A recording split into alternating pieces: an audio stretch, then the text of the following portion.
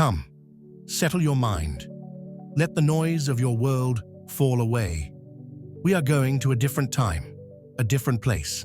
A place where the world was quieter and time moved as slowly as a cloud drifting across a summer sky. Our story begins in the land we now call Japan, in a time when gods and spirits still walked among mortals. Their presence felt in the rustle of the wind through a bamboo grove or the flash of a koi in a still pond.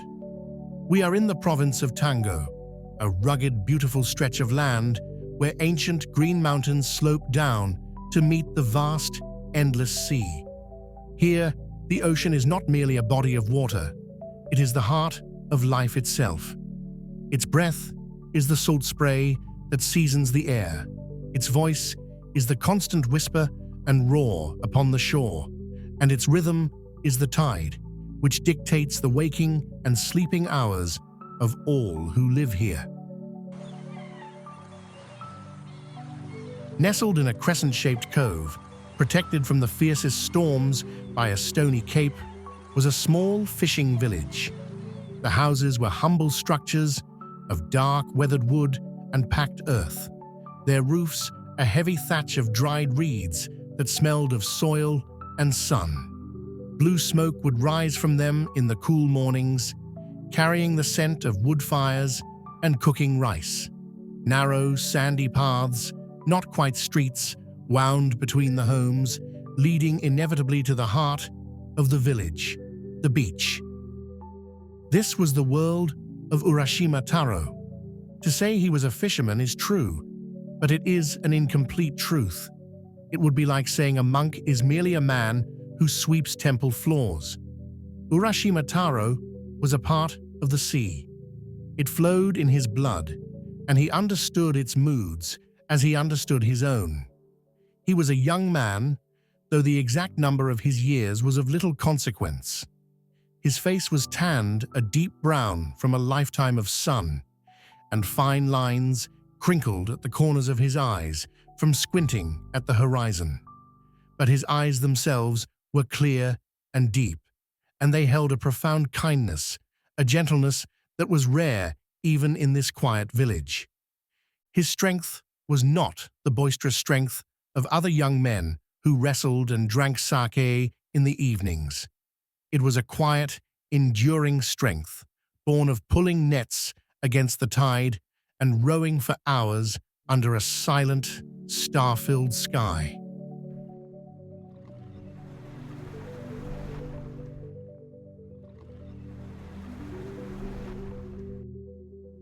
Let us join him at the beginning of a day that would start like any other, but would end by unraveling the very threads of time.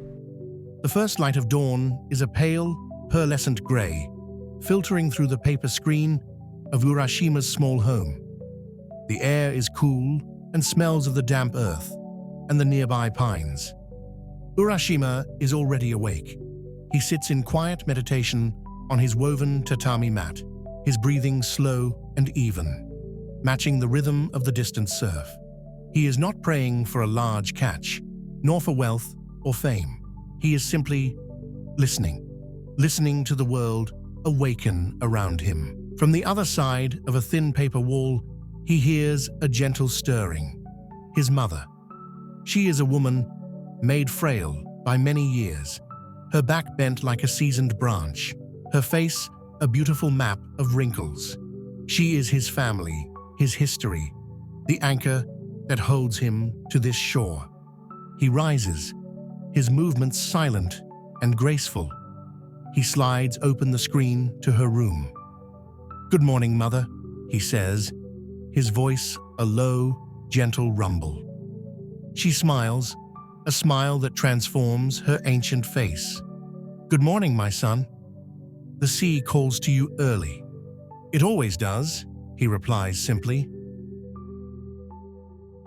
Their morning ritual is a silent ballet of shared love and understanding.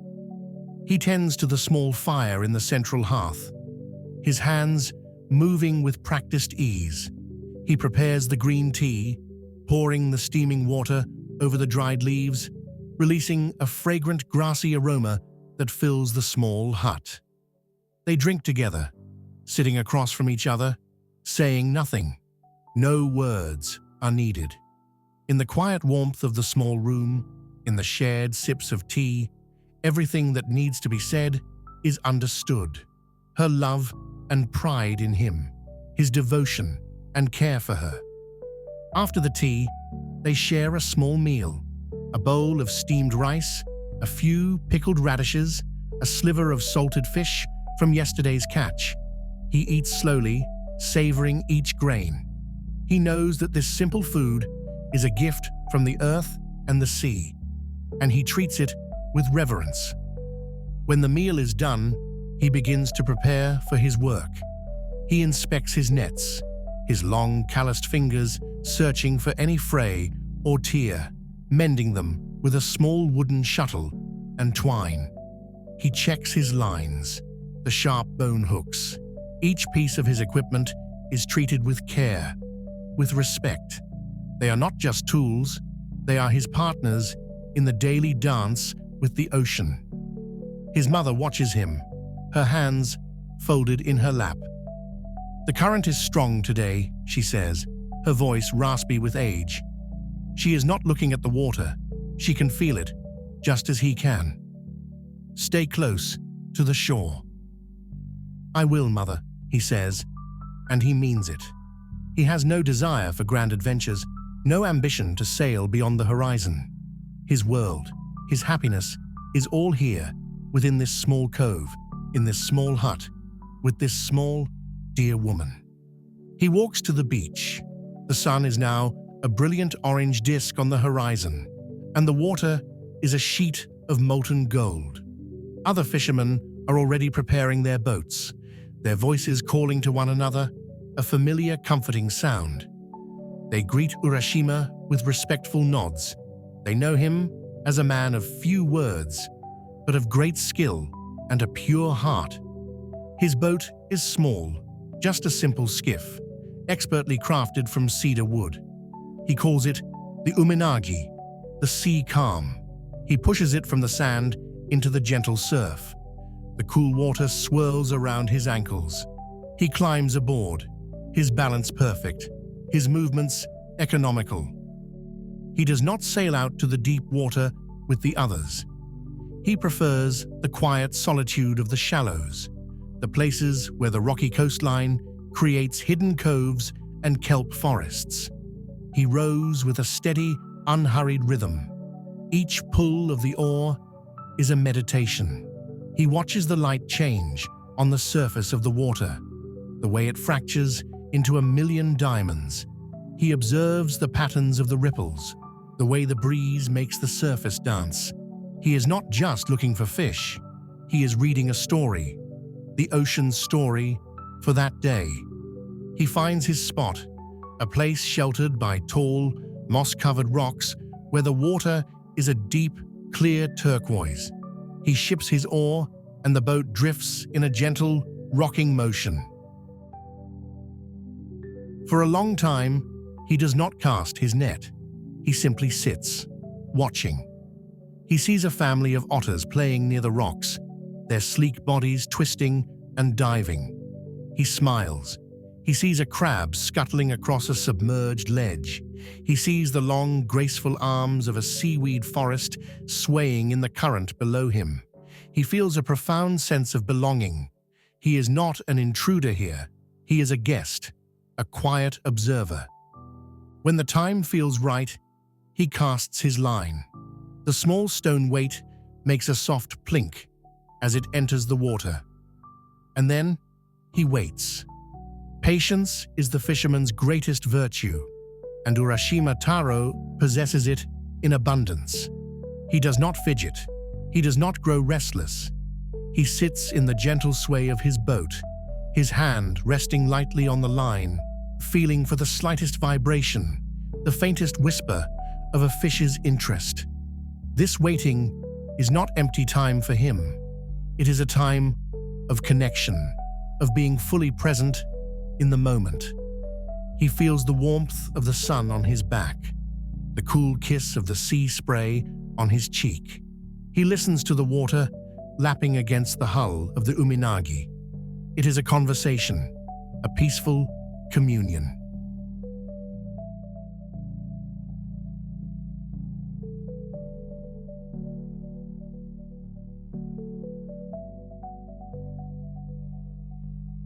He feels a subtle tug.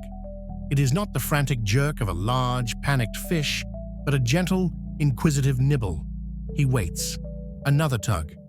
With a movement that is both swift and smooth, born of 1,000 days of practice, he pulls on the line and brings up his first catch. A small, gleaming sea bream, its scales shimmering with pink and silver. He gently removes the hook, his movements careful and respectful. He murmurs a quiet thank you to the fish and to the sea before placing it in a shallow basket of water. The day continues in this way, a slow, peaceful rhythm of casting, waiting, and catching. He never takes more than his small basket can hold. He is not driven by greed. He seeks only enough for his mother and himself, with a little left over to trade for vegetables or rice. Sometimes he catches a fish that is too small or a pregnant female.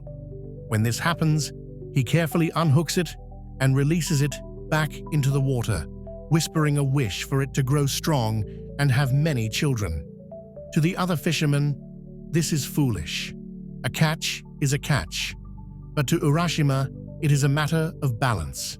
To take without giving back, to disrupt the harmony of the sea for a moment's gain, is an act of profound disrespect. As the sun begins its slow descent towards the western mountains, painting the sky in fiery shades of crimson and orange, Urashima rows for home. He is tired, but it is a good, clean tiredness.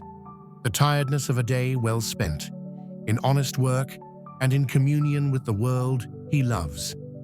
The village greets him with the smells of evening cooking fires. He trades a few of his fish with a farmer for a bundle of fresh greens and a small gourd of sake. He walks the sandy path back to his hut, his steps slow and steady. He can see his home now, its thatched roof glowing in the last light of the day. A thin curl of smoke rises from the hearth. His mother is waiting. A feeling of deep, uncomplicated peace settles over him. This is his life. The sea, the boat, his mother, this hut, this village. It is all he has ever known, and all he has ever wanted. It is a perfect, simple, and fragile circle. He slides open the door. A warm, gentle light spilling out into the twilight. "I am home," he calls out. His mother's smiling face appears in the doorway. "Welcome back, my son," she says. He is home. He is safe. He believes in this moment that tomorrow will be just like today, and the day after, just like the one before, stretching on in a gentle, unchanging line for all the days of his life. He has no idea that he is standing at the very edge of his world, about to take a single step that will lead him away from this shore for an eternity. The day is ending, and his story, his real story, is about to begin.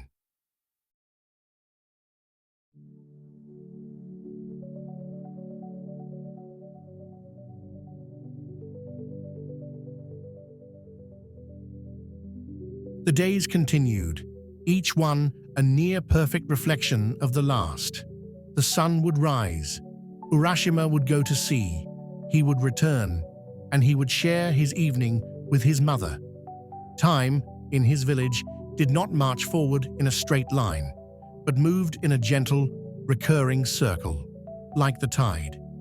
It was the season of long, warm afternoons, when the sun hung heavy and golden in the sky, and the sea was as calm as a pane of blue glass. It was on one such afternoon that the circle was broken. Urashima had finished his work for the day. His catch was modest, but enough.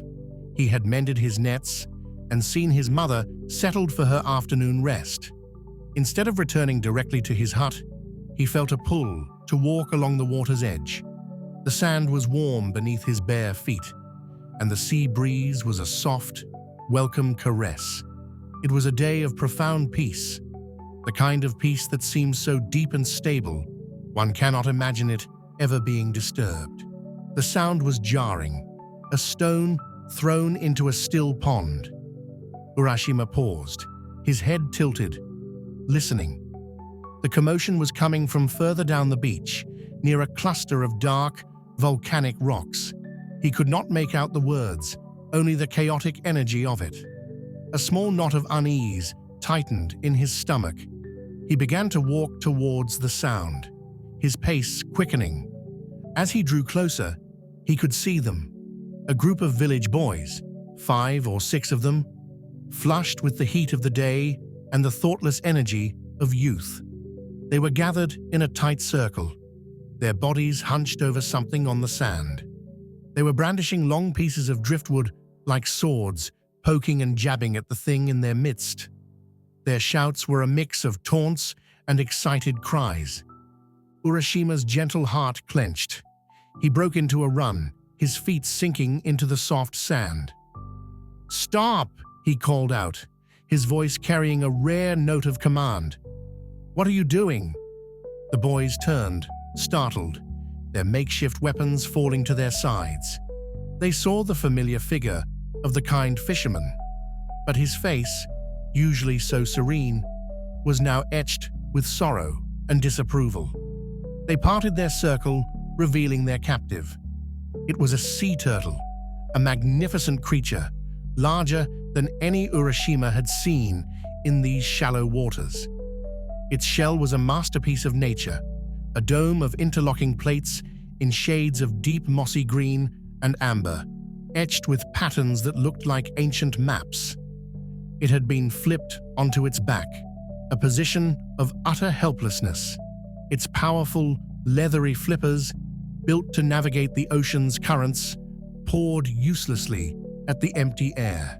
Its wise, ancient head, with eyes as dark and deep as the midnight sea, was stretched out, a silent plea in its gaze.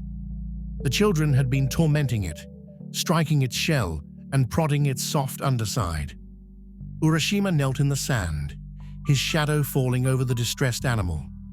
He looked from the turtle's ancient, suffering eyes to the flushed, confused faces of the boys. He understood. They were not evil. They were children, and children sometimes mistake power for fun and cruelty for strength. "Why?" Urashima asked, his voice soft again, losing its edge of command and finding its usual tone of gentle inquiry. "Why do you do this? This creature has done you no harm." The oldest of the boys, emboldened by the presence of his friends, shuffled his feet. "It's just a turtle," he mumbled, not meeting Urashima's eyes. "We found it. It's ours to do with as we please." "Is it?"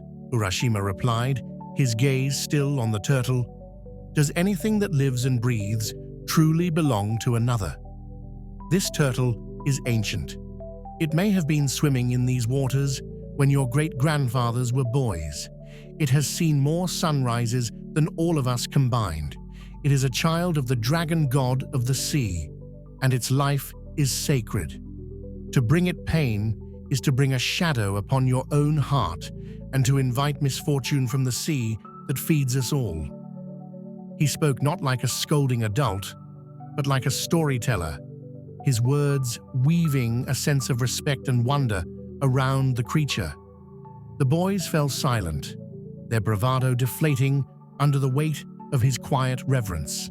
They looked at the turtle now, not as a toy, but as the ancient sacred being Urashima had described. They saw its struggle, its silent dignity, and for the first time, a flicker of shame appeared in their eyes. Urashima reached into the small cloth pouch tied at his waist. Inside were the few bronze coins he had earned from his morning's trade.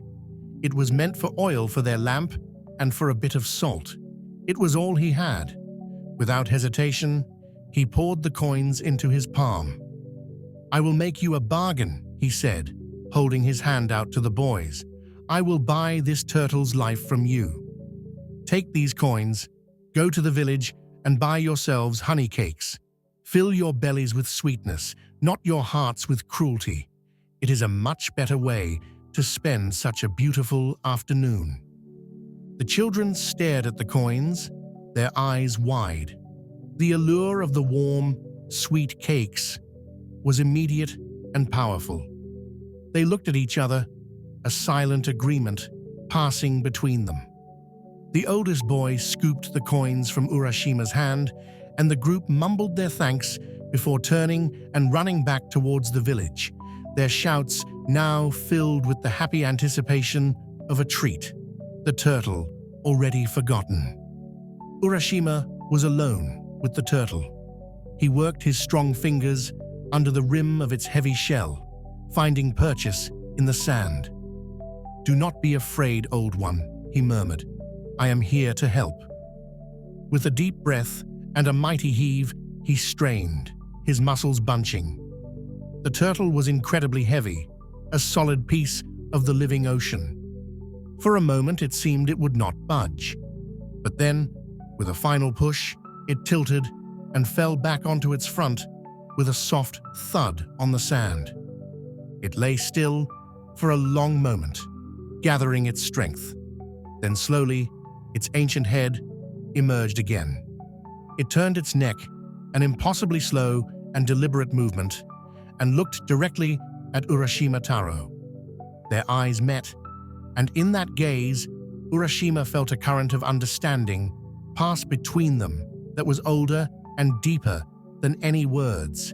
It was a look of profound, silent gratitude. "Go," Urashima whispered, giving the magnificent shell a gentle, final pat. "Go back to your home. The world of men is not always kind. Be safe in the deep." He stood and watched as the turtle began its slow, determined journey back to the water. It moved with the ponderous, unstoppable rhythm of a geological event, a small mountain returning to the sea. The first wave washed over its flippers, then the next over its shell, and with a final, powerful push, it slid from the sand and into the life-giving embrace of the water, disappearing beneath the surface with barely a ripple. A deep sense of peace settled over Urashima. His pouch was empty, but his heart was full. He turned to walk home, the setting sun casting his long shadow on the sand before him. He had not taken more than 10 steps when a voice called out to him from the sea. The voice was not human. It was deep and resonant, sounding like stones rolling in the deep abyss. Yet it was as clear as a bell. "Urashima-san, wait!" Urashima stopped, his heart leaping in his chest. He turned back to the water. There, floating gracefully on the surface, was the turtle. It seemed to shimmer now with a faint, otherworldly light, the water beading on its shell like liquid pearls.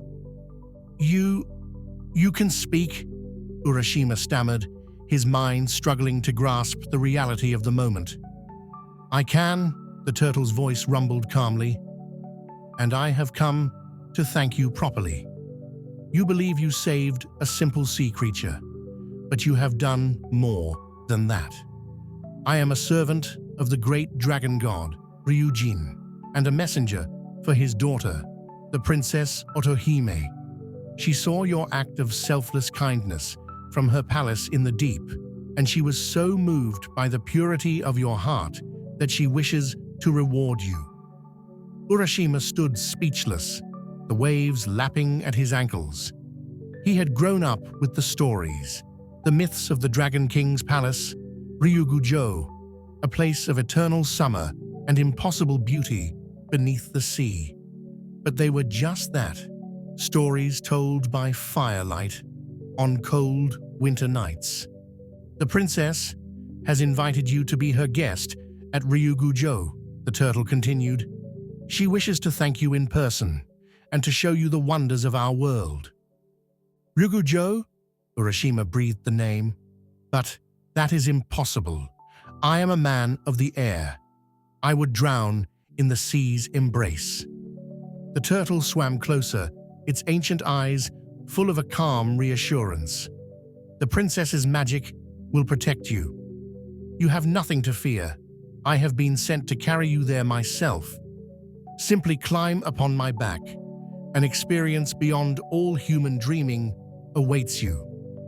Urashima looked back towards the path that led to his village, to the hut where his mother was waiting. Duty called to him, responsibility.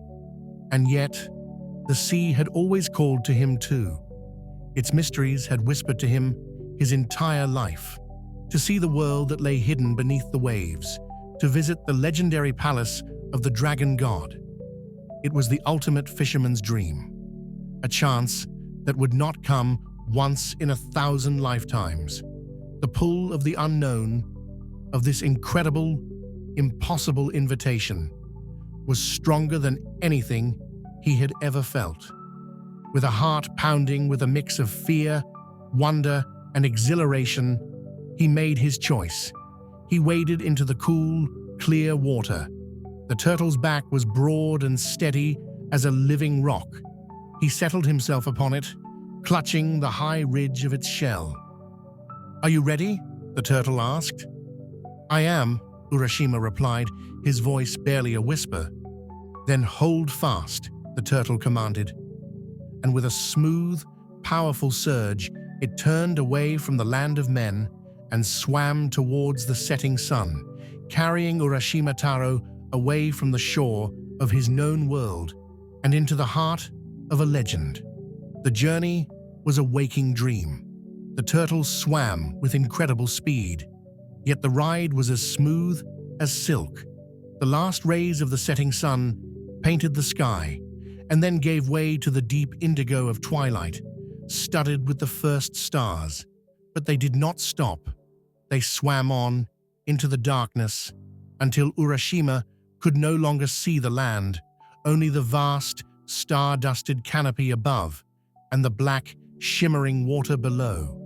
Then the turtle spoke. "Take a deep breath, Urashima-san. We are going down." And they began to sink. Urashima squeezed his eyes shut, bracing for the crushing pressure, the desperate need for air.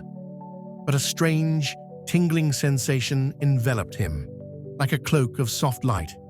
He felt no cold, no pressure. Hesitantly, he took a breath. Air filled his lungs, as fresh and clean as the air on a mountaintop after a cleansing rain. He opened his eyes, and the sheer, impossible beauty of what he saw stole the very breath he had just taken. They were deep underwater, yet it was not dark. A soft, silvery luminescence surrounded them, emanating from the water itself, from tiny, glowing plankton that drifted like fallen stars. The surface of the sea was a distant, shimmering ceiling of quicksilver. He was flying through an enchanted forest, but the trees were giant strands of kelp, their fronds swaying in a silent, graceful ballet. Schools of fish, like swarms of living jewels, parted before them. Some were a brilliant sapphire, others a fiery orange. They moved as one, their scales catching the ethereal light. Deeper and deeper they went, into a world of profound and majestic silence. They passed over underwater mountains whose peaks were crowned with glowing coral of all shapes and colors. They glided through deep canyons where waterfalls of white sand cascaded in slow motion. Giant rays like majestic kites soared in the abyssal currents below. Whales, larger than any he had ever seen from his small boat, swam past in the distance, their songs a low, resonant hum that vibrated through the water and into his very bones. After what could have been minutes or hours, for time had ceased to have any meaning in this eternal twilight, a new light appeared ahead. It was not the cool silver light of the upper ocean, but a warm golden radiance, the kind of light one might see at the most perfect sunset. As they drew closer, a shape began to resolve itself in the golden haze. A structure, a palace. Ryūgū-jō. It was a sight that shattered all of Urashima's conceptions of what was possible. The great gates were carved from a single piece of luminous red coral, swirling with images of benevolent dragons. The sloping roofs were tiled not with clay, but with iridescent abalone shells that shimmered with every color of the rainbow. The walls were made of polished jade, and the towers of pure, clear crystal, reaching up into the blue depths. The entire palace seemed to glow with a gentle, welcoming light. It was not built, but grown, a perfect jewel formed by the sea itself. The turtle swam through the open gates into a vast courtyard. Here, gardens of waving sea anemones and soft, phosphorescent mosses replaced grass. Fish with long, veil-like fins swam in elegant, choreographed patterns, acting as courtiers. Giant crabs with shells like polished armor stood as sentinels, bowing their heads respectfully as the turtle passed. The turtle came to a gentle stop at the foot of a magnificent staircase, carved from a single, spiraling conch shell. "We are here," it rumbled. "Princess Otohime awaits you." As Urashima slid from the turtle's back, his simple fisherman's clothes felt coarse and drab. He was a humble mortal in the court of the gods, but before his awe could turn to fear, the grand doors at the top of the stairs, made of mother-of-pearl, swung silently open. There, silhouetted against the golden light from within, stood the princess. Otohime was more beautiful than the sunrise, more graceful than the swaying kelp. Her hair was the color of midnight, long and flowing, held in place by combs of pearl and coral. Her skin was luminous, and her eyes held the deep, tranquil wisdom of the ancient ocean. She wore a kimono of sea silk that shimmered and changed color as she moved, from the green of the shallows to the deep blue of the abyss. She smiled, a smile of genuine warmth and welcome, and descended the stairs. With every step, it seemed as if tiny, glowing blossoms of light appeared and faded in her wake. "Welcome to Ryūgū-jō, Urashima Tarō," she said, and her voice was the music of crystal bells chiming in a gentle current. "The kindness you have shown is a rare treasure in the world above. We are honored to have you as our guest." Urashima, completely overwhelmed, could do nothing but bow as low as he could. "Princess, I am not worthy of such a welcome." "All gentle hearts are worthy of a gentle welcome," she replied, her kindness instantly putting him at ease. "Come, forget the sun and the moon, forget the passing of the seasons. Here, there is only the eternal present. Here, there is only peace." She led him inside. The halls were filled with soft light and the sound of ethereal music. He was given shimmering new robes to wear, and then led to a grand hall where a feast was laid out upon a long table of polished black pearl. He ate foods made of glowing sea grapes and nectar from underwater flowers, and drank a sake that tasted like liquid starlight, warming him from the inside out. He watched as jellyfish with trailing tentacles performed a silent, beautiful dance in the center of the hall, pulsing with soft-colored light in time to the music. He sat beside Princess Otohime, and as the timeless day went on, the memories of his life on the surface, the smell of the pine trees, the feel of the coarse net, even the beloved face of his mother, began to soften, to recede. as if they were part of a dream he had once had, long, long ago. He was sinking, not into the sea, but into a perfect, blissful dream, and he had no desire to ever wake up.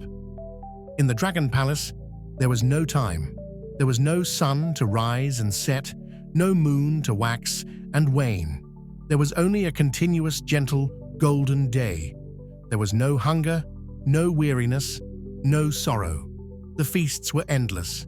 The music was eternal. The beauty was unchanging. For Urashima Tarō, life became a blissful, seamless dream. He walked with Princess Otohime in the gardens, where the 4 seasons bloomed in perfect harmony. He listened to the songs of the deep and spoke with the wise creatures of the court. The memories of his former life grew distant, thin, and translucent, like the ghostly image of the moon seen in the daylight sky.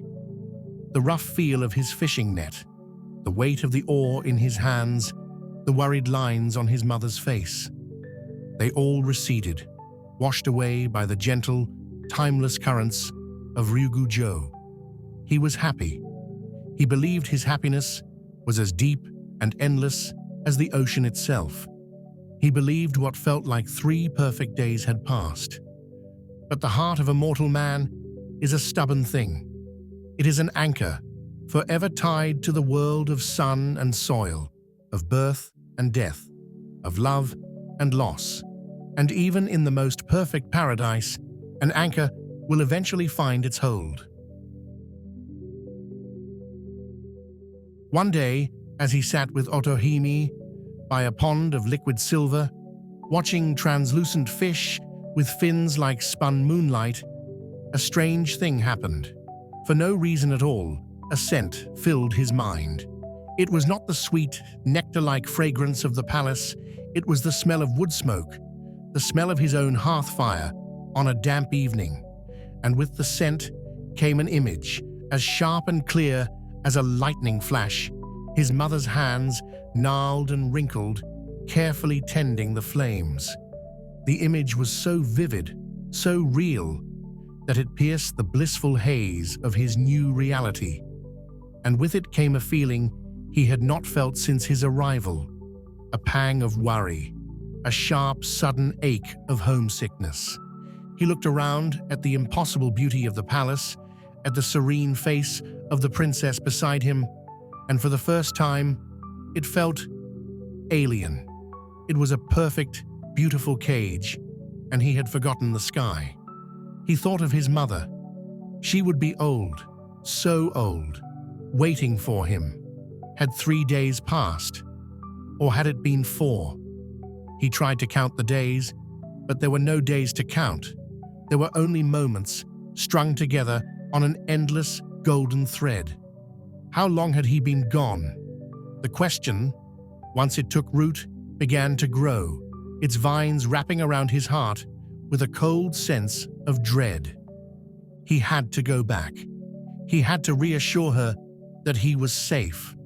He would come back to Ryūgū-jō, of course he would. How could he leave such a paradise forever? But first, he had to go home. He turned to Otohime, his heart heavy with a conflict he could not name. "Princess," he began, his voice hesitant, thick with an emotion he did not understand. "Your kindness has been a greater treasure than all the jewels in your kingdom. This place, it is heaven." But Otohime looked at him, and her deep ancient eyes held no surprise, only a profound and bottomless sadness. She knew. She had known this moment would come from the day he arrived. "But your heart has returned to the surface world," she finished for him, her voice as soft as sea foam. Urashima bowed his head, unable to look at her beautiful, sorrowful face. "My mother," he whispered. "She is old and frail. I have been gone for days. She will be sick with worry. I must go to her. I must let her know that I am well. Then, I promise, I will return to you." A single, pearlescent tear formed in Otohime's eye and traced a slow path down her cheek. "I wish you could keep that promise, my kind Urashima," she said softly. "But the currents of time in your world and in mine do not flow in unison. You have been our guest for 3 seasons here, a spring, a summer, and an autumn, in a land where the seasons do not change." Urashima looked at her, confused. 3 seasons? But it has only been 3 days. Otohime gave him a sad, gentle smile. "Time is different in the heart of the sea. But your heart calls you, and we cannot hold you prisoner. If you must leave, then you must. But know that in doing so, you may never be able to return." Her words filled him with a cold fear, but the image of his mother's waiting face was stronger. "I must," he said, his voice firm with resolve. Otohime nodded, the grace of her acceptance heartbreaking. "Then come. I will prepare a farewell gift for you."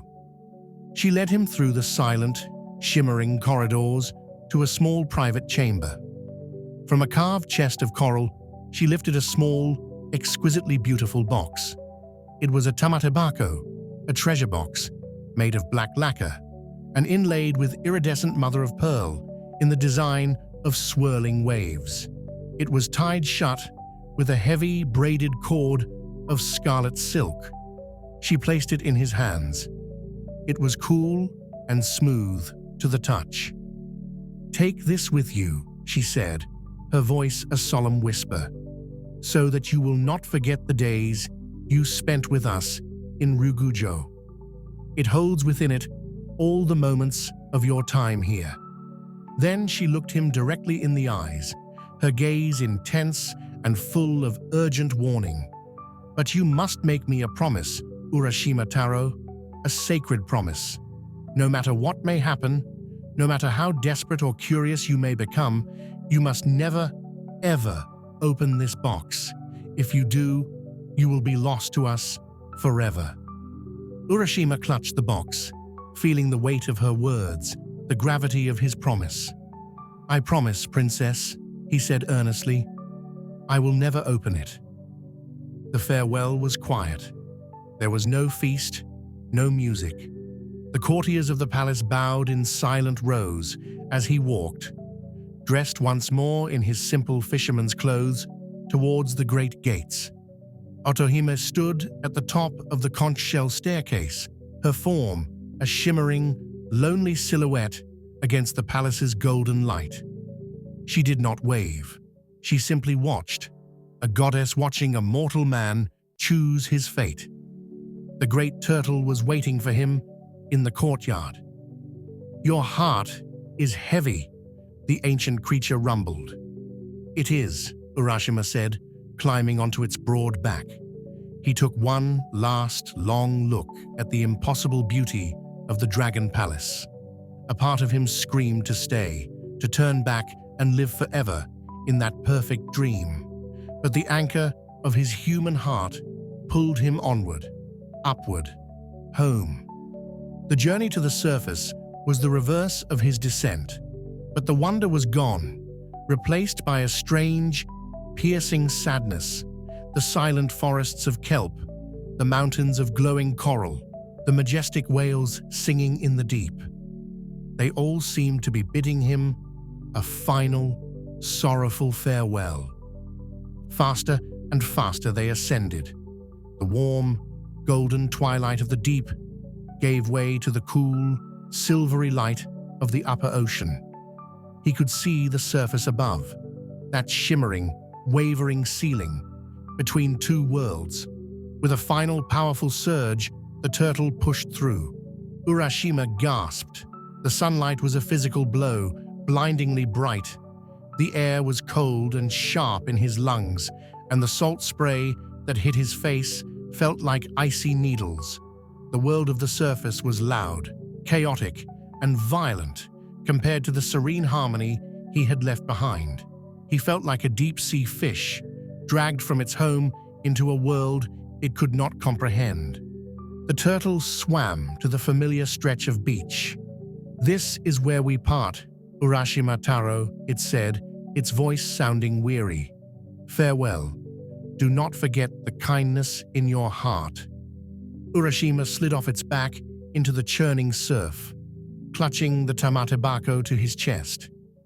"Thank you," he managed to say, his throat tight with unshed tears, "for everything."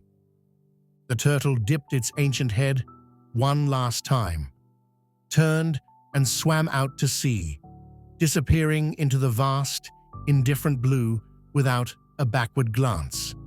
Urashima Tarō stood alone on the shore of his home. But as his eyes adjusted, a cold dread began to seep into his bones, far colder than the ocean water. Something was wrong. The shape of the beach, the curve of the cove. It was all subtly different, as if a careless artist had smudged the lines of a familiar painting. The small stream that used to trickle down to the sea from the woods was gone, its bed dry and overgrown. He shook his head, trying to clear it. It was just his eyes, his mind, readjusting. He turned and ran towards the village, his heart pounding a frantic rhythm of hope and fear. He broke through the tree line and stopped dead. The dread became a tidal wave of ice water crashing over him. This was not his village. The path was wider, paved with stones.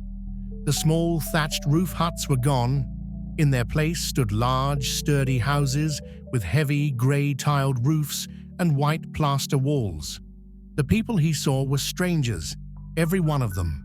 Their clothes were different, their hair was different, their faces were alien.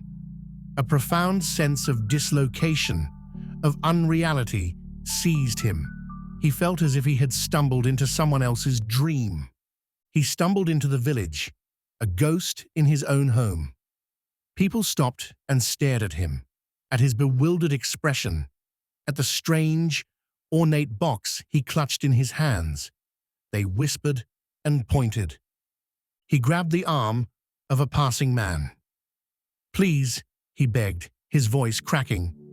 "Where is the house of Urashima Tarō?" The man looked at him with wary confusion. "Urashima? I know of no one by that name. You are a stranger here." He pulled his arm away and hurried on. He asked another, an old woman selling radishes, from a cart. "Grandmother, please, I am looking for my mother. Her son is Urashima Tarō." The woman peered at him, her eyes clouded with age. "Urashima," she murmured, tapping her chin. "Urashima Tarō. Ah, that name. It is from a story my mother used to tell me when I was a child. The story of a foolish young fisherman who rode a turtle to the bottom of the sea and was never seen again.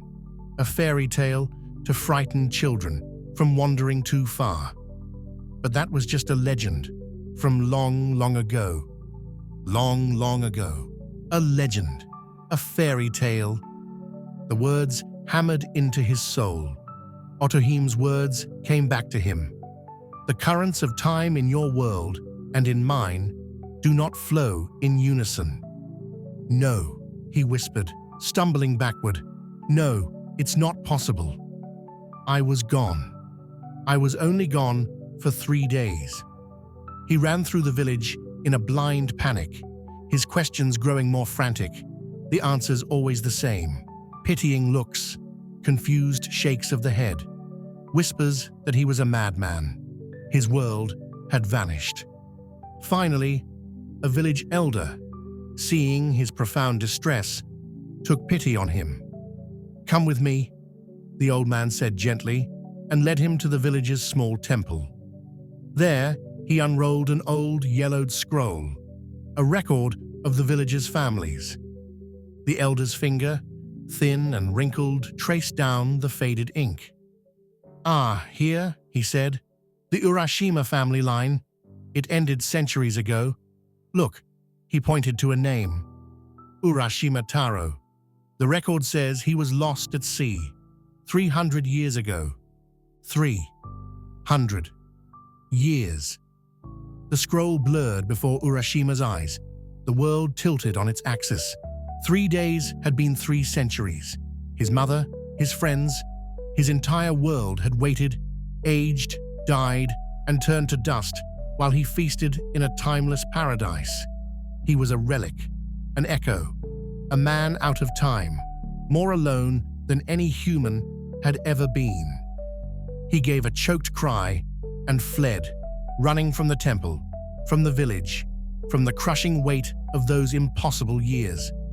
He ran until his lungs burned and his legs gave out, collapsing on the sand of the very beach where he had arrived. He knelt there, the waves washing over his feet, his body shaking with silent, racking sobs. The entire world was a graveyard, and he was its only ghost. He looked down at his hands. He was still clutching the Tamatebako, the last remnant of his beautiful, stolen life. Otohime's promise: never, ever open it. But what was a promise now? What was there left to protect? His life was already forfeit. Despair gave way to a sliver of mad hope. Perhaps this was the final magic. Perhaps if he opened it, the spell would be broken. It might return him to Ryūgū-jō. It might even return him to his own time. Any fate was better than this living death. With trembling, desperate fingers, he fumbled with the scarlet silk cord, his promise to the beautiful princess turning to dust, just like his world. He untied the knot. He lifted the lid. A delicate puff of white vapor, as thin as a morning mist, drifted out of the box. It was not smoke. It was something else. It swirled around his head, and for a fleeting moment, he smelled the faint, sweet scent of the Sea Palace gardens. The mist touched his face, his hair, his hands, and then like a sigh, it vanished into the sea breeze. And the 300 years came for him. He felt it first, as a terrible, crushing weight. His strong back, which had rode against the ocean's pull, suddenly bent and stooped, as if under a mountain of invisible stone. A deep, agonizing ache erupted in his bones, the ache of centuries of decay arriving all at once.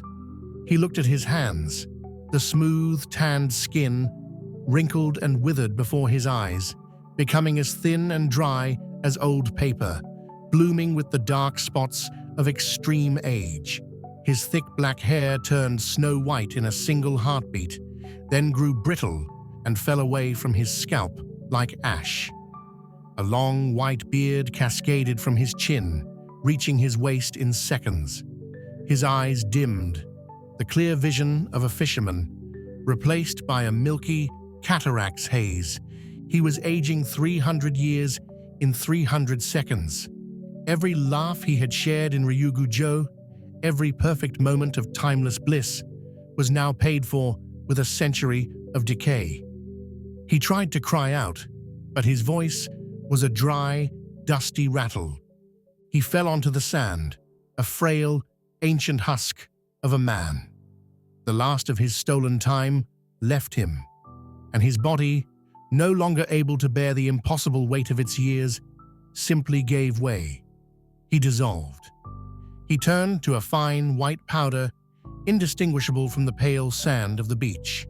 The sea breeze, the same eternal breeze that had once filled his lungs with the scent of home, lifted the last mortal remains of Urashima Tarō and scattered them into the waves from which he had once come.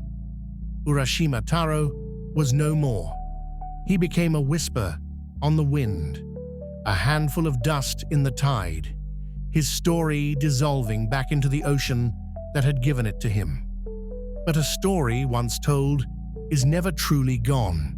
The tale of the kind fisherman who sacrificed everything for a dream of paradise is still told in the fishing villages of Japan.